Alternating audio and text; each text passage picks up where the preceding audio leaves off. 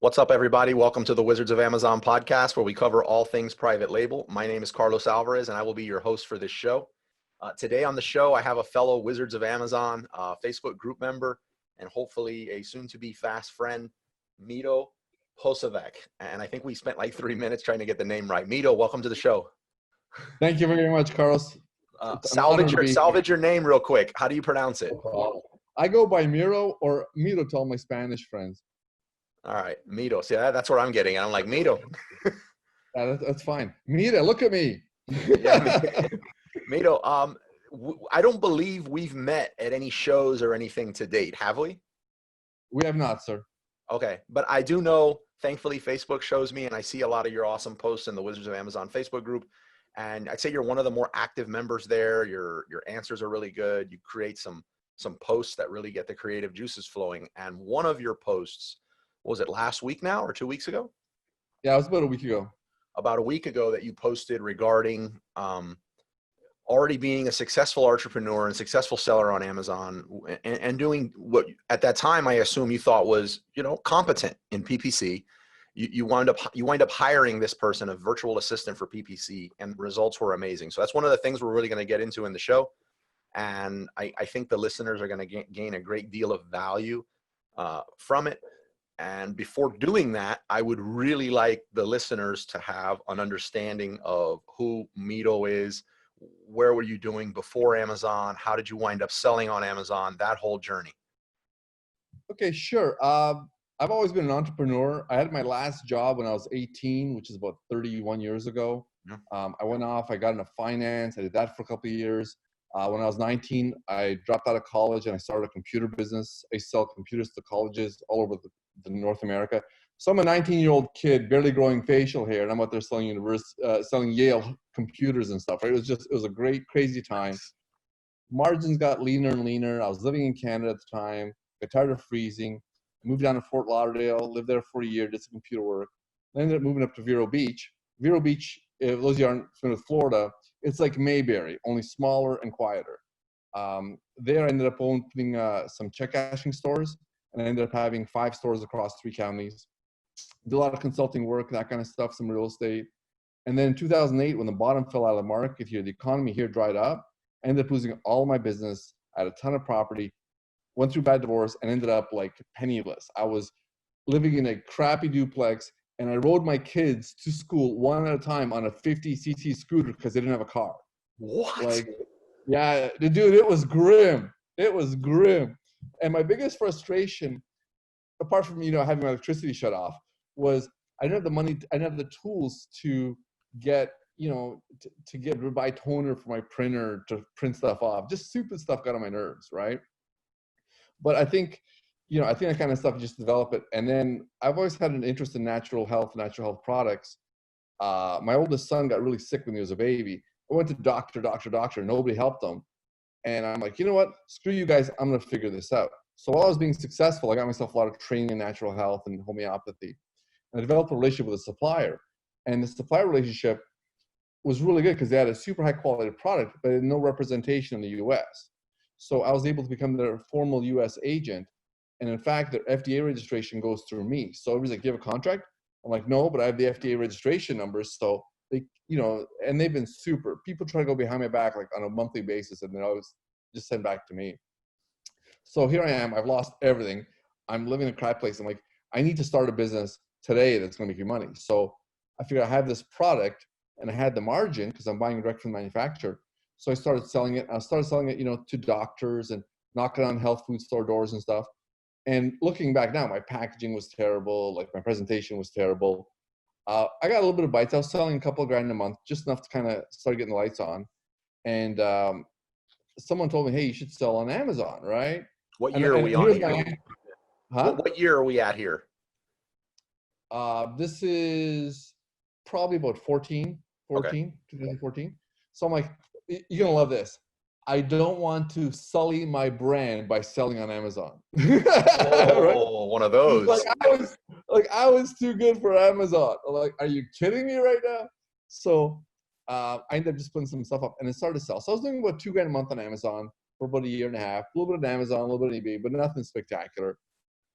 And one of my friends who actually who actually died last year, he sold flags on Amazon. And this guy's a multi-million-dollar seller. He goes, look, get your head out of your ass and do this course. He gave me some materials from one of the courses, big course that they have out there. Which course was it? Amazing Seller. Okay. I went from $2,000 to $20,000 a month on Amazon in 2 weeks. And it was a mad scramble because logistically we weren't set up. It was, working from home. My kids were like 13 and 12, my older ones at the time. And we got crushed by it, right? I was doing a little bit of FBA. I had to learn about FBA and stuff, but we just jumped like crazy. We did so good on it. We got real high numbers. And then about 2 years in, about 2016, my top 5 selling products were a trademark violation. Wow. I thought it was just a commonly used term. It was a trademark that was issued to a competing company in 1920. And they were super cool about it. Like, we have to give you a cease and desist, but they let me run out my stock and shut the product down. All of a sudden, my sales are down like 70%, right? So I'm bringing it back up again. Like, it's so funny talking to people like, oh, there is no free money. It's all work. It's all adversity. It's overcoming adversity, pivot, adapt, whatever else, right? So now we build up a pretty decent brand on Amazon. I have, probably have 8 or 9 products that are pretty strong sellers. We're really in niche markets. Like we're hitting specific health concerns. A lot of advertising and marketing stuff doesn't work for me. I hired a Facebook guy about a month ago and he's not doing anything for me because what I do is just so specific. I'm solving specific problems, and that's what's really been helpful to me. So let me take a step back here with your, first of all, your son. Were those issues you were trying to solve, were you able to solve that with the products that you were working with? Is your son better now? Well, absolutely. And it's actually really cool because when he was little, I'm talking 2-3 years old, he got really sick, developed like all these dietary issues. He dropped 40% of his body weight, right? They're telling me he's gonna be retarded. He's doing physical therapy. He's doing cognitive therapy. And everybody's saying, hey, brace yourself for the worst. My son now is 17 years old. He's 6 foot tall. He already has 2 associate's degrees. He works for me. Kid's doing fantastic. So absolutely. So it was just a matter of just changing direction. Yeah, that's awesome. And I agree with you 100% as far as a lot of the success on Amazon just requires, it comes from, you need to be able to pivot when a problem happens, whether it's an accidental knee-jerk reaction on Amazon's part, a shift in the market, new competitors. You need to be able to pivot, deal with adversity, and push past that. So it sounds like you've been doing that your whole life. I loved your story on your first podcast where the guy ripped you off for 81 grand. Yeah. I don't love that. But what happened was, in the middle of my financial crisis, I'd worked with this guy, and I'm not making this up. Okay, me and this guy running a finance business, and he embezzled $380,000 and then faked his own death and disappeared. I'm not even joking, because I had the cops in on it. All of a sudden, the cops like, "Well, he died." I'm like, "What do you mean he died? The guy's like 40 years old. He didn't die." I think he went into witness protection or something. This guy was so dirty, and we made so much money together. I never saw any of it, and all of a sudden, I'd turn over one rock, and there's 3 more people he scammed. It was just, he was actually banned from a state. That sounds almost as intense as I don't know if you listened to Bradley Sutton's Serious Sellers podcast about Chinese mafia and one of his business partners, and you got to listen to that. That sounds right up there, like a book. Right. Now the thing is, it's a cool story now, right? But at the time, you're like, oh my God, right? But yeah, absolutely. I think in any business, especially in Amazon business, you have to be flexible. You have to have that thing. And one of my big lessons this year has been really just to have they call it a beginner's mindset. It's also day one mentality. Yeah, like, you know what? Let's just stop and let's not be, let's look at it and say, what are we doing? Like, I'm gonna share my screen with you for a second, just to kind of show you what I'm talking about. And yeah, definitely. Just remember to talk it out, because this is actually going on an audio. Okay. I understand. So here's what right now I'm bringing up on my screen. I'm bringing up our packaging evolution. So when we first started on the left, you'll see an aluminum foil package where we got the labeling from Office Depot and printed it on our laser. Then we have inkjet labels. Then in the end, we ended up buying like this $10,000 label printer it just creates this beautiful labels. Like everything we've done really is an evolution in terms of getting our, getting our stuff. Are you back? Did I stop the screen share? I never saw the screen share. It's black now, but that's fine. I can still hear you fine. Oh, I'm sorry. Here we go. Yeah, no worries. There you go. I don't know what happened. Anyway, so I was showing a visual of just everything's an evolution. Your packaging, your wording. I mean, you just can't say, hey, look, I'm successful. Put your feet up, because stuff's gonna happen. Right, but you consider yourself at this point on Amazon as a successful seller? Absolutely. I'm not making like 8 figures, but what I'm doing is really interesting because I've got a quality of life I didn't have before. When I had the 5 physical stores, I had a construction business, I had all these rentals and a hotel, I had all this stuff. My phone rang like 12 hours a day, right? And now I take about 6-7 weeks of vacation a year. I take my kids to school today, I pick them up. There's a real quality of life that I'm enjoying now. Nobody bothers me anymore. I don't have crazy people calling. Well, I have some crazy people calling me, but it's not, it's, hey, your product didn't fix me. Well, you know what? You've had a 30-year health problem. It's not going to resolve in, 1 dose. So Absolutely. just cool your jets. Yeah, definitely. I like what you said there too about, and then I want to get into this actual post that you did in Wizards of Amazon. Now it seems like the longer I've been selling, the more and more success is described as 7 or 8 or now 9 figures. Like that's how it's being described now by people. And the story I like to say in the meetup group is that the first time I hit 8 figures in gross sales on Amazon, it was almost a decade ago. And at that point, it was a majority of a wholesale model with a little bit of private label mix. And I used to pull up to the gas station and I'd go through like the last 4 digits on all my cards, wondering which one would not decline. And yeah, absolutely. So I'm doing 8 figures. And back then I was a lot cockier. I was really conceited. You couldn't have a conversation without the word millionaire coming up. And right. I couldn't put gas. It's just, I was so upside down. So yeah, I think it's a bad idea to always equate or describe success with the amount of your gross sales. So I totally get that. Well, it was so funny because I've had ups and downs. When my computer business shut down, I was like 24 years old on the verge of bankruptcy, and I rebuilt from that. And then again, what happened like 10 years ago, I always tell people I'm successful. Even when I was starving, I was successful. But the reality is, where you are right now, life is up and down. You don't know where it's going to lead you. Absolutely. You really don't. So here we are. You've pivoted. You've dealt with pretty much every form of adversity that you could deal with as a human being in professional and personal life. I see you have the lights cut on. Looking in the video, you're in a really nice house, lights on, fans on, so you're doing a lot better. Electricity, yes. Yes. So here you are. And then I saw in the Wizards of Amazon Facebook group, you did a post about, you're competent in PPC. You'd never describe yourself as an expert. Your business is doing what you need it to do. It's making good money. It's putting food on the table. And you decided to confront the PPC issue. You can correct me on this if I'm wrong, but you decide to confront this issue and you wind up hiring someone from FreeeUp, whom I love. I highly recommend. They're a sponsor of our Amazon Seller Meetup group. Can you walk me through what was the thought process? Like, how did you just decide, what determined, you know what, this isn't my strong suit. Why don't I hire somebody else? Well, I've been using, I have 2 VAs from the Philippines. I started hiring VAs in the Philippines like 3-4 years ago. The pair I have now, I have a married couple. They work for me, do all my graphical stuff, and they're really good and they're sweet and they're competent, right? But they're not experts. So I've been coaching with Jason Miles and Kyle Hamar. You had Jason Miles on there before.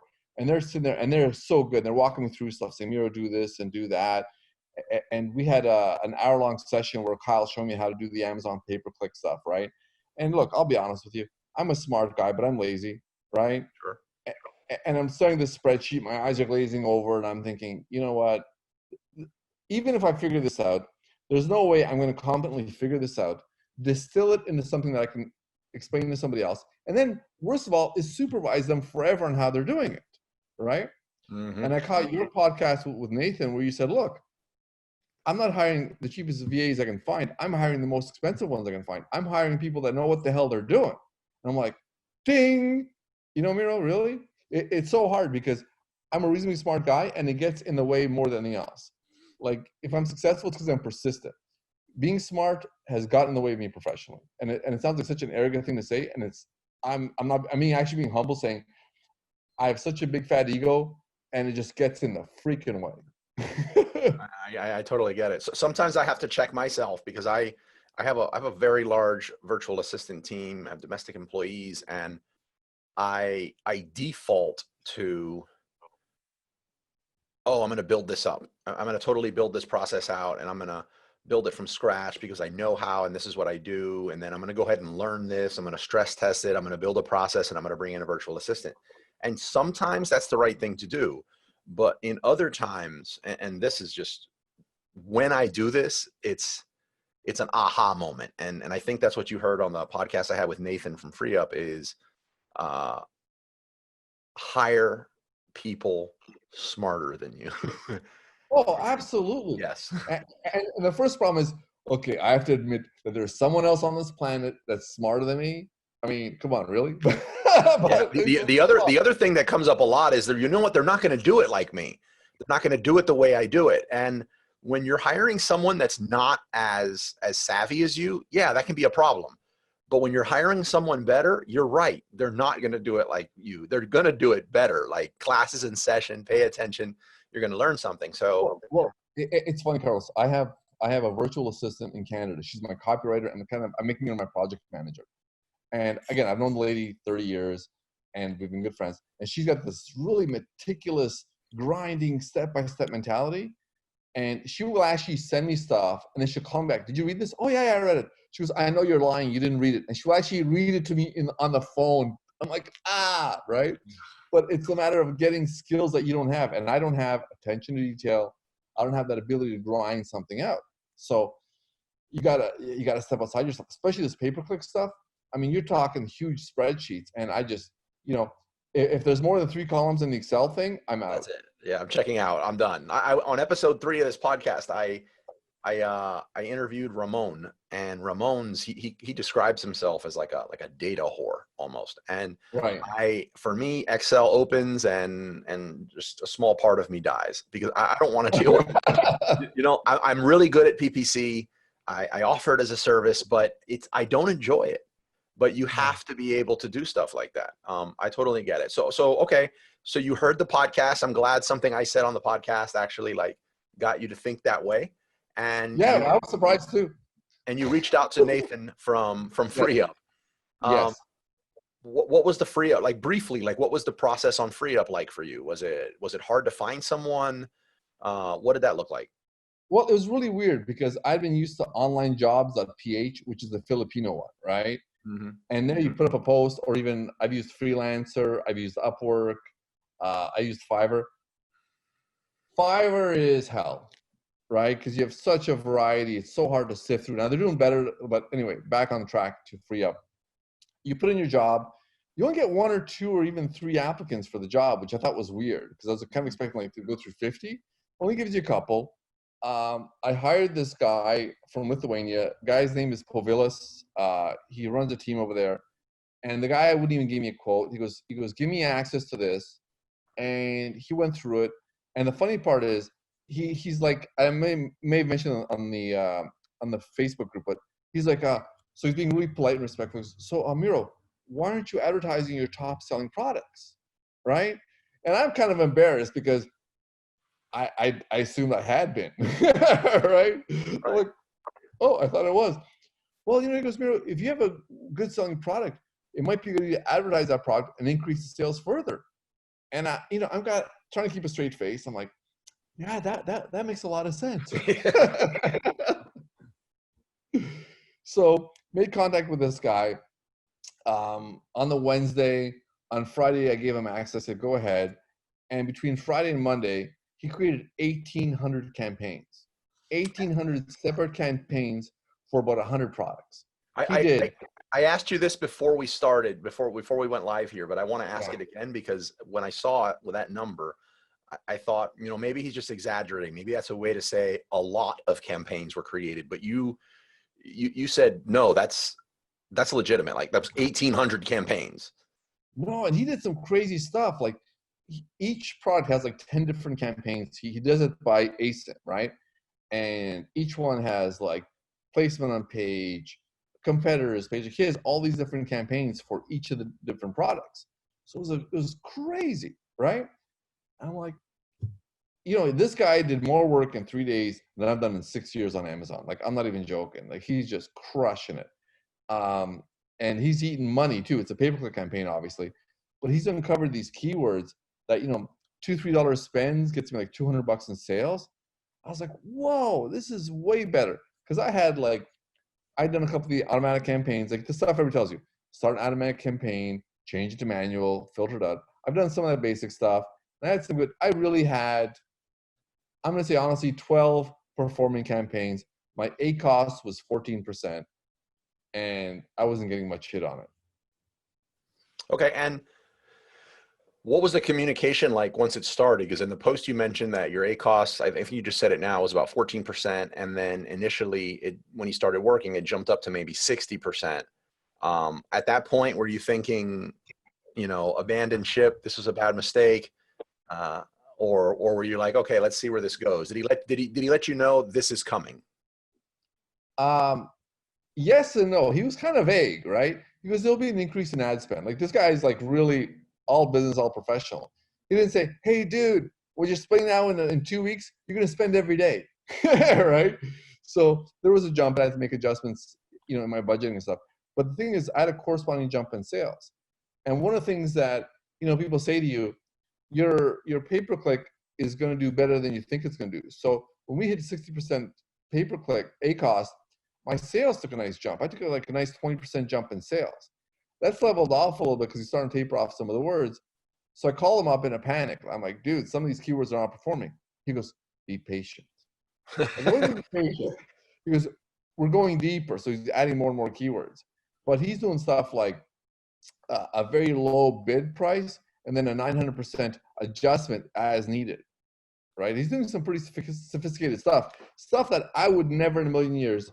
Number one, take the time and energy to learn. And number two, implement in such a disciplined way. Right. Not to mention, if you're not familiar with working with like flat files and you know, bulk files, it's going to take you a month to create 1,800 campaigns. So absolutely.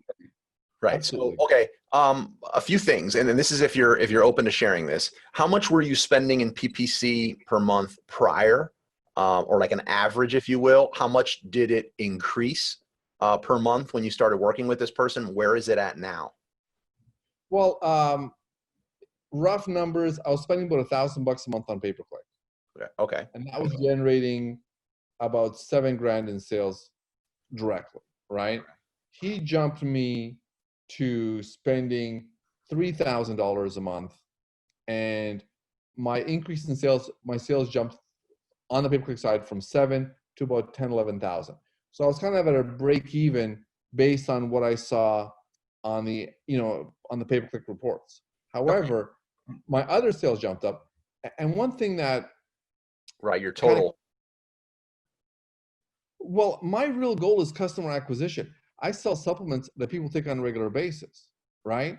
So getting that first customer, I'm okay with. First of all, I'm in supplements, so I have margin, right? Number two, my stuff really worked. So what happened was, remember what 2 years ago, Amazon changed all their algorithms, right? A lot of my products went from page 1 to page 37. I didn't lose any sales. Even though I lost my first page with most of my products, I didn't lose sales. Because were the majority of your sales coming from like subscribe and save, or no, why was that? Just repeat customers. And I'm getting a lot of word of mouth as well too. Like, I get emails from people saying, hey, you know what? So-and-so told me this stuff works. You know, here's my question, what kind of stuff. So have you set up a subscribe and save for your products? I haven't done that well with it. Interesting. For some of my products, that's mother's milk right there. I subscribe and save.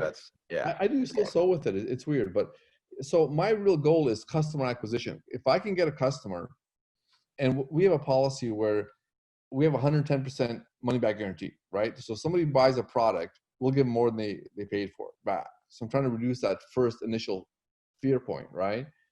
But more importantly, let's say someone buys a product for depression and they call me up and say, hey, this product didn't work. I say, look, I have 2 other products. Everybody's different. This product may help you instead of that one. So I'll give them that other product for free because I want that customer. If I can get that guy locked into my products, I find him the right product, boom, I got a customer for life. So Amazon for you is I mean, obviously it's profitable, but it's a big lead gen source for you. What I found was after I started doing numbers on Amazon, my website sales went way up. Right. Yeah, that happens. Especially for a product like that. Yeah. Oh, absolutely. And the thing is, I cannot carry all my products on Amazon because of Amazon's rules. So someone, if they want to go outside like the mainstream stuff, they got to come to my website. So everything I do has my, my website and everything else on it. So I can't, Amazon's been good to me. I have no complaints. Okay. A few other questions. One of them, how much did you pay this virtual assistant? This guy's charging me $150 a week. $150 a week. Do you know how many hours that is that he's working per week doing that? Or did you hire the person full time? He runs an agency out of Lithuania.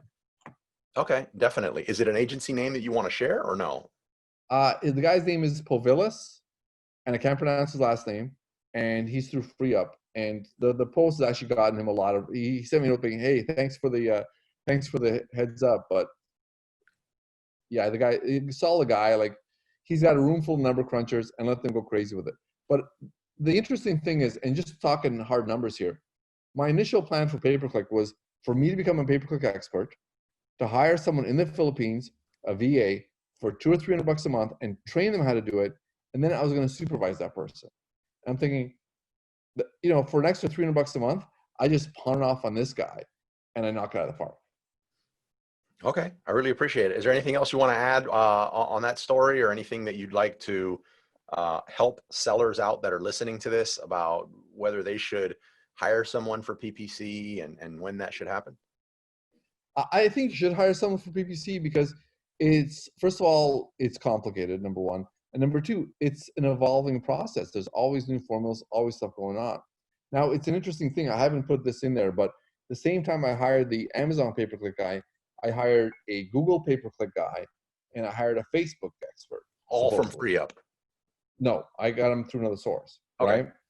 Now, what happened was the Google and Facebook guys are underperforming. I just had a meeting with those guys a couple of days ago, 2 days. I said, look, you guys have 2 weeks left, and then you're out. I said, I'd love it if you guys would knock it out of the park, but you're not, right? And this is really cool. And again, I hate to say this, but I'm being coached for almost the last year by Jason Miles and Kyle Hamar, right? Mm-hmm. And I was kind of saying, hey, what happens if I hire the wrong guy? And Kyle says to me, you fire him, right? And so I've been sitting there in a state of paralyzed fear. What if I hire the wrong guy? If I hire the wrong guy, he's out. Like this guy right now, the Google guy and the Facebook guys, they have 2 weeks to make a miracle happen. If they don't, they're out the door. I'll hire 2 more. Yeah, I would even add to that it emphasizes the importance of processes when you do hire someone, because a lot of times what people get stuck on is, I'm going to hire this person, and what happens if they don't work out? And some of that's not because they don't realize that they can't fire them. It's that, oh my God, all of this training, this major sacrifice in time that I feel like I already don't have, now it's just done. I'm starting from zero. I need to hire someone, or now I need to finish the backlog of work that's been created on my side and find somebody else, and do this myself. So when you have a process built, even if it's just the onboarding process to work with you, then firing someone doesn't become as painful. And the other thing I'd add is that with me, I like to make sure, only person I've heard say this coincidentally is Nathan from FreeeUp. I like to attempt to do an exit meeting to figure out, I want to know if it didn't work with this person and they got fired because my processes or my management or my communication and expectations sucked, or because you were just a really bad fit. So I would add that into the process. But yeah, absolutely. They don't work, fire them. Well, I'm going to say this, and I started this process hiring VAs 4 years ago, right? Because I'm thinking VA's got to be the way to go, because it's hard to find people here that are motivated and focused. And with all the work I've put into training my VA, the one I have now, which is like the fourth one I've hired, I should have flat out, I wish FreeeUp existed 4 years ago. I could have hired someone that's already skilled and knowledgeable and not spend 2.5 years training somebody. Like it is. I mean, for me to fire my VA right now, the one in the Philippines, I love her and her family. I've adopted the family. They're great people. They do everything for me. They do my video editing and stuff. And like, I give them so much work. But a lot of times they're sitting around because I don't have specific stuff for them to do, right? I wish, if you're listening to this podcast and you're on the fence right now, I'm going to tell you flat out, hire an expert VA from FreeeUp. Do not hire somebody and think you're going to train them. You want to find someone that knows more than you do, because trying to train somebody and then you got to supervise them, it's work. One of the things I love about this business, at one point between my hotel, the check cashing stores, the construction business, I had 80 employees. Now, I don't know if anybody here has 80 employees, but it's a lot of work. Like, it's a lot. It's a lot of babysitting, a lot of facilities. You know, we had like a dozen physical locations. We had all these properties. It was just so much work and headache. And at the end of the day, how much are you making? Like, you can talk about, hey, I turned X amount of numbers gross. What did you get in your pocket at the end of the day? Wise words never spoken. Miro, thank you so much for your time. I want to be respectful of your time. Amazing. I look forward to having you back on the show in the future. And I'm going to jump in the Wizards of Amazon Facebook group right now and let everybody know you crushed it, man. All right. Great, Carlos. Thanks for your time, man. Liked what you heard and want to stay connected? Join our Facebook group or find me anywhere on social media at Wizards of Amazon, or text the word Amazon to 69922.